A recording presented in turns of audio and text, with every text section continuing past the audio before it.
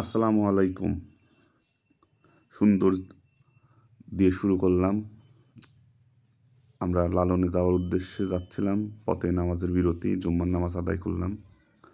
আদায় করার পর ব্রিজের সৌন্দর্য উপভোগ করতে করতে যাচ্ছি। ডানে পাকশি হাডিং ব্রিজ, বামে সেই বাংলাদেশের সবচেয়ে বড় প্রকল্প।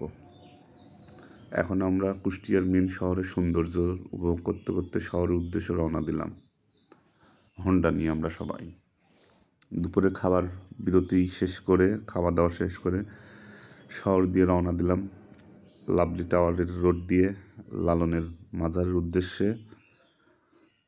আমরা সৌন্দর্য উপভোগ করতেছি। কুষ্টিয়া শহরের সৌন্দর্য অনেক সুন্দর করে। অবশেষে আমরা লালনের মাঠে আসলাম।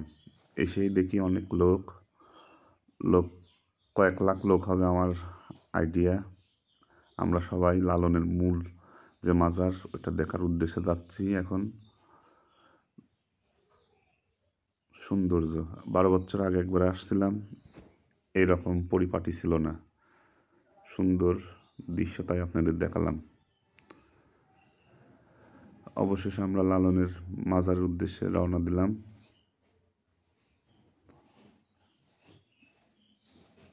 এই যে লালনের মেন গেট, মাজারের যে মেন জায়গা, সেইখানে যাওয়ার উদ্দেশ্যে ঢুকতেছি আমরা।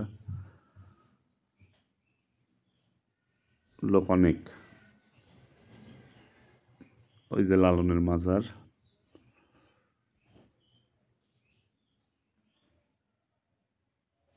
ঠেলাঠেলি করে ঢুকতে ঢুকতে অবশেষে লালনের মাজারের কাছে চলে আসলাম। এসেই দেখি ক্ষুদে শিল্পী সামিরা গান পরিবেশন করতেছেন। এখানে একটু গানের উপভোগ করলাম। গান উপভোগ করেই আমরা ঢুকে পড়লাম লালনের সেই বিল্ডিংয়ের মধ্যে, যেখানে লালনের ভক্তরা আছে।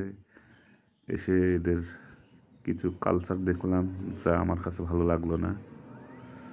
এখান থেকে যত দ্রুত বের হতে পারবো ততই ভালো, তাই বের হতে শুরু করলাম।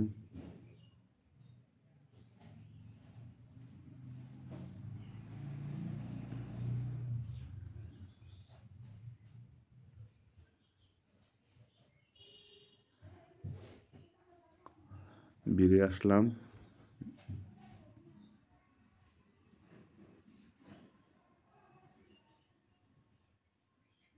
নারী পুরুষ সব একসঙ্গে।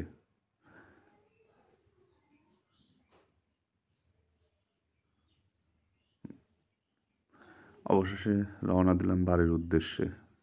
সন্ধ্যা হবে ঠিক এই মুহূর্তে। আমরা কুষ্টিয়া থেকে রওনা দিলাম পাবনার উদ্দেশ্যে। ভালো থাকবেন। আল্লাহ হাফেজ।